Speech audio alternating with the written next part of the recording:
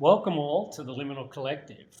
My name's Andy Walsh. I've been very fortunate to have a career spent watching extraordinary people do extraordinary things and listening and learning from them over the last 30 years has really guided how we think about human performance and the sort of the background of this conversation. Today I'm joined by Benny Popven and Jürgen Heitmann. Gentlemen, why don't you introduce yourselves? Sure. Good afternoon. It's great to be here. And, I think one of the great opportunities, like Andy says, I had the privilege over the last 30 plus years of being in the military and working around some amazing individuals, being on some teams that have done some incredible things and living in a culture of excellence. And I think having that privilege of being in those environments and being able to now step out of that space and share those observations, those personal learnings, and those learnings of others to folks, and to really kind of up the dynamic of where we're taking humanity and those who want to do the hardest things on the edge. So I'm really happy to be here and appreciate the opportunity to share some of those learnings that I've observed. Thanks, Andy and Jurgen, for the invites. My name is Ben. I come from the world of performing arts. Background was in gymnastics, and then somehow through the years transferred into the Cirque du Soleil community, where I was fortunate enough to perform on multiple stages and meet some great athletes, turning into artists, turning into coach. So going through this transformational um, process where you enter at a certain person and you exit and you keep going, you keep learning something new about the environment and about yourself and about others. So Andy and Jurgen and I, with other individuals in Liminal Collective, this is one of our things that we love to discover, to explore more, and to constantly learn. How do we get better at ourselves? How does a better you equals a better at what you do? And we're constantly learning, we're constantly expanding our circle in order to try to get this new insights, whether it's through technology or other communities or other individuals that are exciting or on the same path as us, to kind of explore the edges of performances. And how do we adapt, and how can we help one individual at a time, and create a better place, a better human, better humanity, a better community. So I'll pass it back to you, Andy. No, thanks, gentlemen. So this is a three-part series, as we shared, informed by our collective experiences over the years. And this is where we're going to talk about sort of what Benny just mentioned, better at you, and how that informs and supports better at what you do. So we look forward to having this conversation as we move forward today. So good day, everybody, and welcome back to Better at You and Better at What You Do. In this episode, we're going to talk a little bit more about our frameworks and hopefully get a little bit more programmatic for people so they can understand more clearly some of the tools and techniques they may be able to take and apply to themselves. But these are fundamentally, today we're going to discuss sort of the principles that we really anchor our programming on to help catalyze building a better human. So obviously within the Liminal Collective, we have to think about a framework to sort of anchor our programming so that we can sort of build from one session to the next, to the next, to the next. And sort of one of the key signatures of our approach is that the early start is always about better at you. Sort of who are you is sort of a way to think about it. Who are you? What do you stand for? What's important to you? That's fundamental, even if we're thinking about supporting an elite team or a team of individuals, because you need to understand who you are before you can then be part of a team. So it's sort of better at you, better at we. And then finally, the final phase is sort of who are you, who are we, and then who could we be or who could we become? And that sort of speaks to the global nature of how can you as hopefully as a process of going through, get to a point where you're not only functioning well for yourself, you're functioning as a better part of a team or an organization, but ultimately you're in a place where you're thinking about, well, how do I bring some of what I've learned to the betterment of society at large? So as I said, the first step in this process is who are you? Sort of trying to understand yourself in order to enable yourself to sort of perform better at what you're interested in, what your craft is. So that first phase is always about, the sort of idea of interoception, sort of looking and listening to yourself, watching yourself, putting yourself in scenarios or using technology such as wearables, wherever it may be. But the fundamental premise is to understand yourself when things are going well, when things are going poorly, when you're challenged, when you're excited.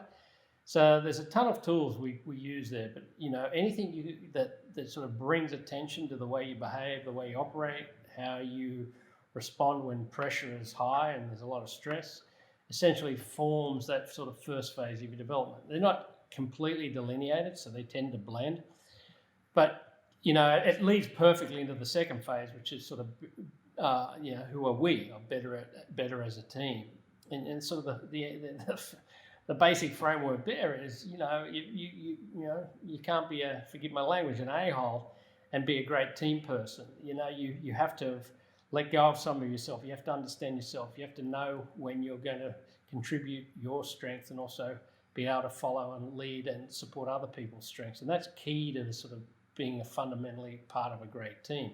You need to learn how to lead. Great teams have great leaders, but at the same time, teams need to shift, and particularly in today's society, dynamic teams need to pivot the leadership. You need to learn how to follow. So this idea of being self-aware enough in the first phase to allow you to then thrive and value and contribute in the right way in a team environment, ultimately that growth typically ends up in a place in the third phase where you've sort of have reflected enough on yourself, the team, your environment, what you're doing, where you start to think even beyond yourself. And that's where we start to see this natural transition into sort of who could we be, or, for the betterment of society, what am I doing and how do I give back and contribute? So I don't know, Benny and Jürgen, your thoughts there, but that's sort of how we operate. And you both have great perspectives on that. And Benny, why don't you sort of throw your 2 cents in there?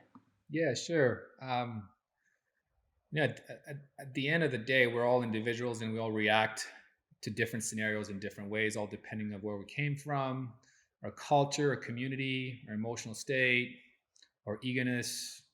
So that's fine, because I think some of us are great storytellers, some of us are great listeners, and I think one of the powers that I think we've seen, right, Andy and Jürgen, is that step one, understanding who you are. Like, we are the most complex organism in the world, but yet we don't come with any manual or any, do's and don'ts.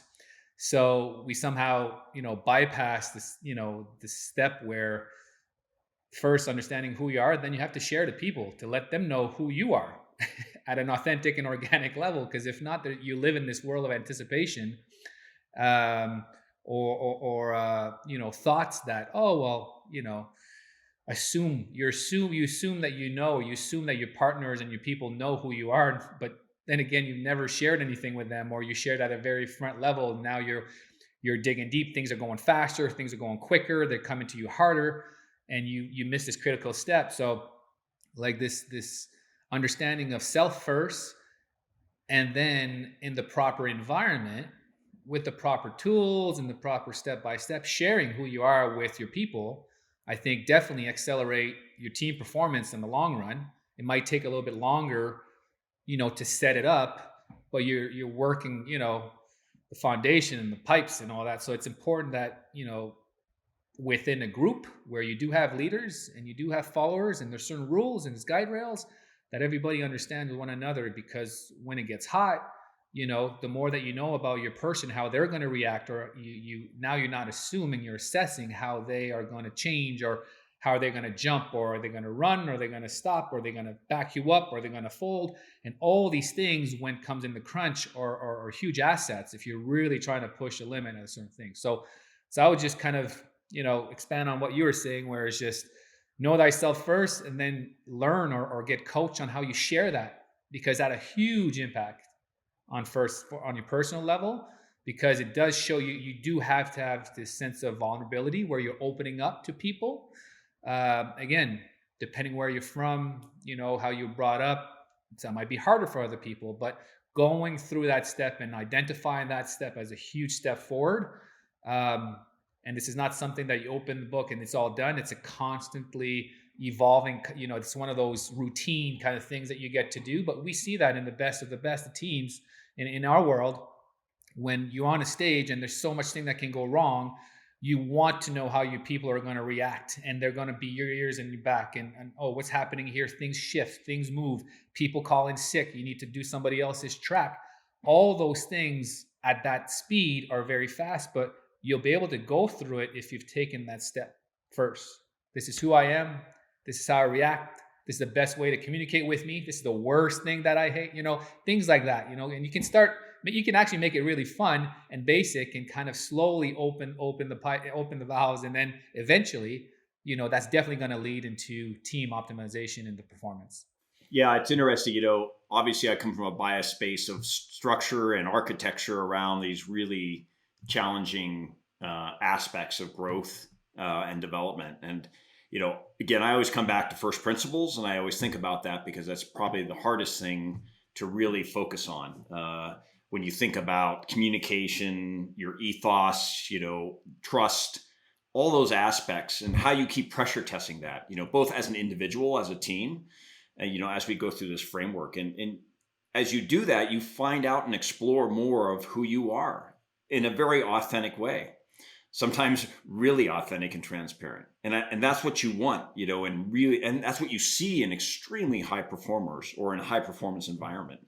I think, Andy, goes back to kind of the human factors aspect of where you start thinking from a system perspective of performance and the design process that steps into, all the aspect of human factors that fit in this space.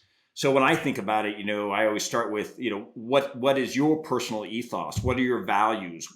What's that story that articulates yourself? And that constantly changes as you evolve, mature, go through unique experiences, liminal experiences, the world around you changes, all those pieces. And how do you keep coming back to kind of pressure testing your ethos? And are you acting as you are describing your ethos and authentically, self-testing that aspect and being honest in that reflection, and that's your story. Your actions speak louder than the words, and that shared vision or your personal mantra is important. And then how does that fit in with the team, better at who we are? And how are you always keeping yourself accountable and your team accountable to that ethos? And then you think about the standards that are around your team or yourself.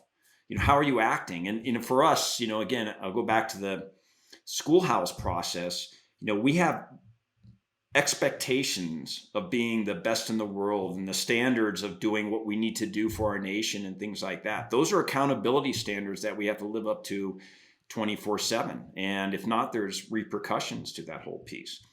But that's just your personal accountability to always be better 1% every day and meeting and striving to expectations that are probably very lofty. But you do that as an individual, and then as a team, it inspires the team to move through that space, and that leads you to do amazing, impossible things that you never could do. And that's all about trust of the person to the right and left of you and how you can do that. And I think, again, as you transition to better at you and understanding this and learning that and developing that, then it comes to the better at we, and how are we as a team really doing some amazing things. And as I observe, the athletes there at Red Bull and doing just incredible stuff, and what Cirque du Soleil does for 400 plus events, it's just absolutely incredible. But all that, it comes back to these first principles again.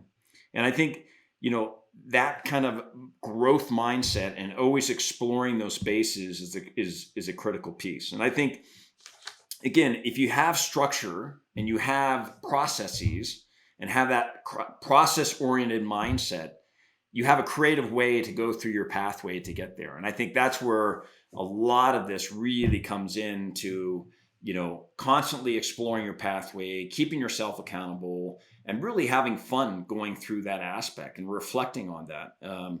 And that's where the development of yourself leads to the development of your team, leads to what you give back to society and back to that shared purpose and your sense of purpose, which is absolutely the grounding piece of why you're existing within your team. Yeah, I think as we know, I think that story narrative is really powerful. So just to summarize it again for people listening, this idea of know your own story, be very clear on what you're about and what you stand for and what's important and how again, when things are going great, everyone has a great story, but what's your story like when things are tough and challenging? And then, Benny, you said it, share your story with your other teammates. Make sure they know your story, and as much and equally as importantly, make sure you know their story, because that really does set you up for ripping the assumption out of all the conversation and just knowing more directly. And then I think, the final part, like you said, is think about how you want your story to be told.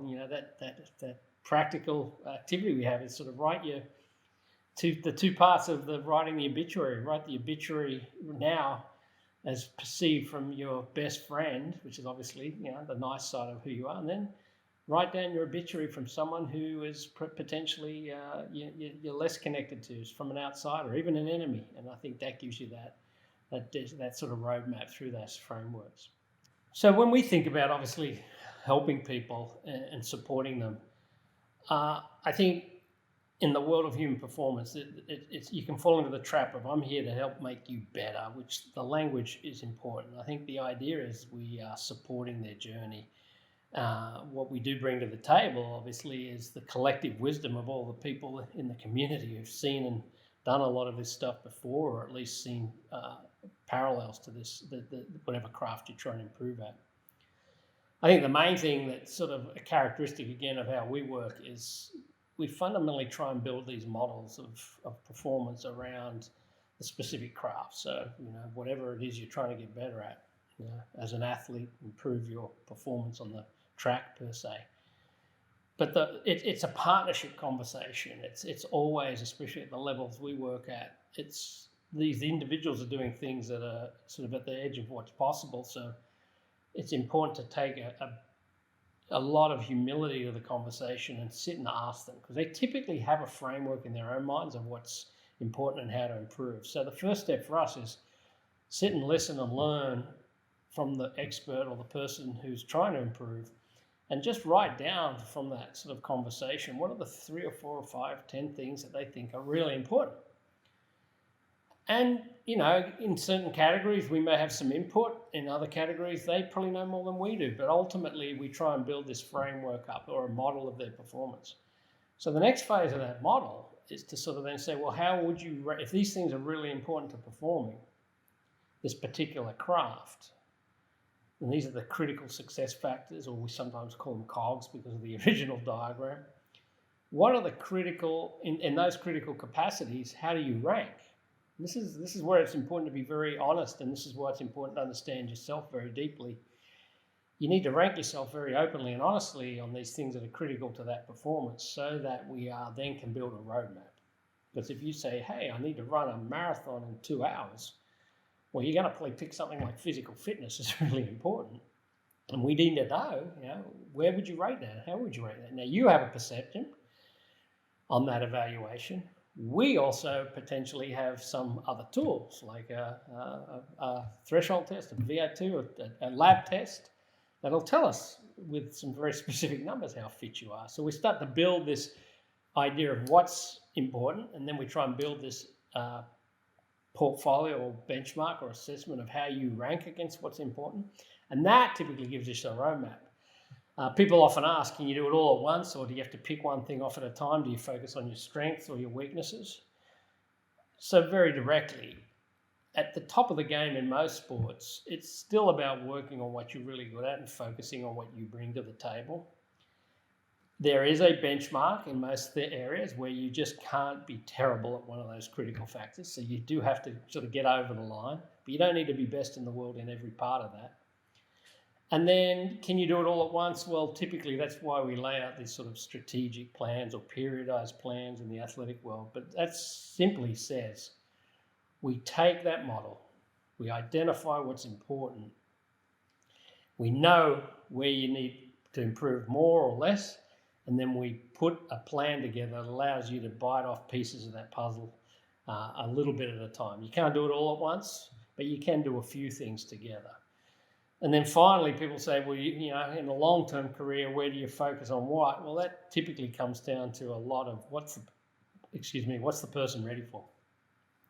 At a younger age, talking about how they're going to contribute to save the world is typically not in the front and center, critical to a young athlete trying to win a medal. But at a certain point in their career, they need to think of what's beyond winning and what's next. So that becomes a conversation for later in life. So again, a lot of balance, a lot of nuance, but that basic principle of modeling it, benchmarking against it, bringing a lot of world-class expertise to try and identify areas of opportunity that person hasn't thought about, and then doing something and reevaluating it is the path forward.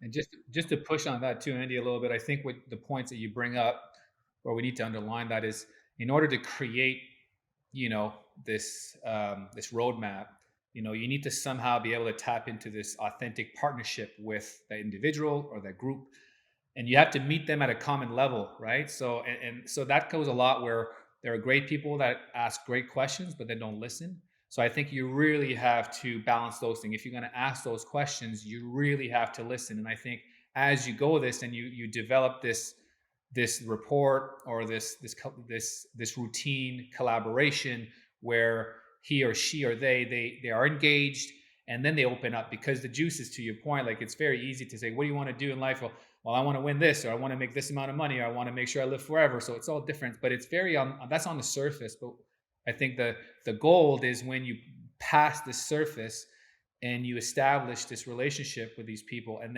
then they open up to little things, because it's all at that level. You know, it's, to your point, you know, you got to be you know, you got to be certain fit to, if you want to be physical to this, to play sport. But it's all, you know, I think the hyperpower, it's all in your mindset, it's in your process, it's in your delivery, and all these things add up. It's a mixing board that you got to, you know, tune to like the perfect frequency for them, and that takes time. But, you know, yes, you can definitely throw up, you know, if you want to get better at, like you say, running a marathon or winning a gold or skiing faster or running, you know, you have these big blocks that people already know, but then it's the horsepower is that communicative, you know, relationship where organically, authentically they open up, and then you can kind of twist these cogs in the right person for that. And those cogs are never going to stay the same. It's not one size fits all and then we're good for this. That individual is going to change. Mindset's going to change. Their physical is going to change. They're going to get a little bit older. So where you keep on tweaking, and that's the fun part of it. I love like working with this, where you create these long lasting relationships, and you see them improve, and you're improving in the process as well, because you're learning as they're learning. And then you have to bring your game up to that level, because you have to follow them and tweak and stuff. So that is the, you know, you want to collaborate on a human level to get them better what they do. It just takes time, and you got to ask the right questions, listening, and you have to be there when things are good, times are great, and be there when times suck and it's hard. And that's where, you know, those individuals will thrive and will create a positive impact globally for the future. Well, I think you killed it there, Benny. I think that natural way of approaching someone in whatever field they're in, whatever they're trying to achieve, is recognize that they know more about what they're doing and where they're at in that particular moment than anyone else in the world. And anchoring on that with respect allows you to build that communication and trust. And then to layer in that unique part is we do have then that global network, and say, well, if you're trying to perform under pressure, per se, well, let's lean on Jurgen's community, who've spent a lifetime practicing and training and selecting for that one thing, amongst a bunch of other stuff. But they've got a good track record there. So what can we learn? So bringing that external perspective to that individual only recognizes their obviously deep insight into themselves, but then allows them to see someone else who's trying to do that at a different way, in a different environment, at a different level. And typically they work it out themselves. You know, as you know, we get out of the way. But Jurgen, obviously, that's the model that we borrowed so heavily from your communities, where you were thriving and the community was pushing the edge. We've applied so much of what you learned to these other groups, and vice versa. Yeah, I think you guys have nailed it, and Ben, you really hit it on there. I think it's almost the evolution of that individual is that privilege of the process, of really enjoying the process versus always looking at the outcome. And I think real elite performers and people that work in high performance are always thinking about the process to get to whatever end state they're thinking about there, but they're living in that process and they're being creative. It allows them to open up that creative mind, and space to challenge, the norms of what they're doing in those different areas. And I think, again, Ben, as you said, everyone starts evolving. So how do you adjust? And then the other thing I always look at is that's looking at it from an individual, but as an individual within a team, how are you adjusting to the team dynamic? So some of your strengths, how do you apply that or put a little extra effort in that space to cover from a deficiency somewhere else? Or in the moment, what's your agility to adjust to a different aspect or a different individual perspective on that pathway? So, you balance that whole thing from an individual perspective to how you apply yourself within a team environment, and really kind of adapting and being super agile to that versus the mindset of you're given this scenario, selection and assessment here, you're giving this scenario, you go through, you do these mistakes, this is what you need to do. All right, let's reset and do it again. And you change the whole environment and you see if that individual adapts to the environment or just listens to what you said and tries to do the exact same thing and it didn't adapt to that environment. And you're picking some things up there, and those are critical aspects as you look into that both creative mindset, but that self-awareness and environmental awareness, that team awareness, that you're always looking for in that adaptation and that agile, performer in that space. I think one of the things, like you mentioned, as you start going into how you select and assess, that assessment piece is part of the maturation of both you as an individual as you evolve and how you are cataloging those experiences. And I know, we'll talk about this more as you step into these experiences where you don't do well, whether your decisions were wrong or your actions were wrong, and how you described, quote, winning or learning versus failure. But, there's the neuroscience and the biology of how you accelerate your learning through failure, however you define that, and how you take a reflective post of that. But then also how you design environments that allow that person to fail, and you bring them right up to that implosion point. You reflect and then you reset and start again, and you see how well they adapt in those spaces. And I think that's another unique environment that we try to do within Liminal at different levels and different contexts, depending on the individuals, of where you really get the authentic, reflection of learning and accelerated learning. And coming back to, as our colleague, Coleman Ruiz always articulates, that learning velocity. What is that velocity of learning and how are you doing that for yourself and for the team and the environment around you? So that's always another aspect that you're looking for in that trait as the evolution of a high performer, stepping into those models and those spaces of learning and accelerating through that, and the ability to adjust of what they need to do to support the team or what the team needs to do to support them, so to speak. Now you bring up a great point, Jürgen. It sort of reminds us, I think, it reminds me of how when you start in this career, you sort of obviously come out with it, and I did obviously a deep dive into the science of human performance, the classical science, and the psychology, the physiology, the biomechanics, all that stuff. And you think you have these sort of answers and ideas about how to support and accelerate the people you work with, but as you reflect back on where we've ended up now, I think that you sort of see the power of these experiences and what we achieve through them. And in the old days, and when you first graduate, I'll do a psychological evaluation of you. You fill out this form, and now if we throw you into an environment that you're not particularly well trained for or suited to, we can learn a lot about you in the first 30 minutes, and then if we make it hard and challenging and continue, you sort of grow. So I think that's something that's fascinating, is how we've evolved all over the years. Is you recognize that really getting a deep understanding of the human and what they're about and what's really important to them through what they do, not what they say, comes alive in some of these experiential events, and sort of reversing the science sort of backs up the human. Versus early on, and especially in my career, we led with the science, and that was important to know at the time, but it's probably speaks to how we've transformed our programs over the years. Yeah, I think stepping into some of the new spaces here, that really kind of almost gets redefined is this cognitive performer, and how we think of, and I'll step into our community is we think of, special operations and SEALs and Green Berets as these big physical prowess, operators that are going down range and doing what they need to do. But it's really the cognitive performance is really the defining trait that we're assessing for, character, cognitive ability, and agility in different spaces to problem solve more than anything. And I think elite performers, however you define that, in these really highly competitive or high stakes environment, are really becoming these amazing cognitive performers because of the load of what's expected in decision making, the chaos and complex environments, even at very long duration, but also the application of really complex technology.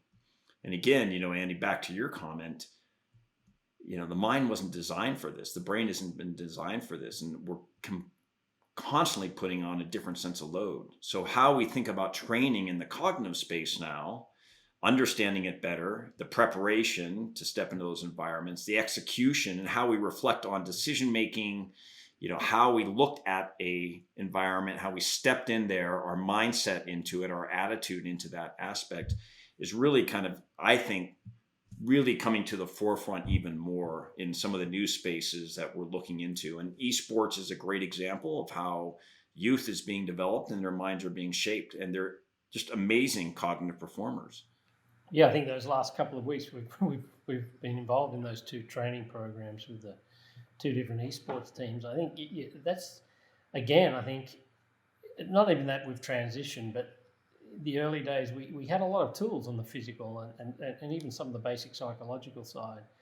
It was literally, there was a lot of effective programs and routines and techniques that we could use to improve someone's fitness. But as you get into these multi-dimensional playing grounds and play fields,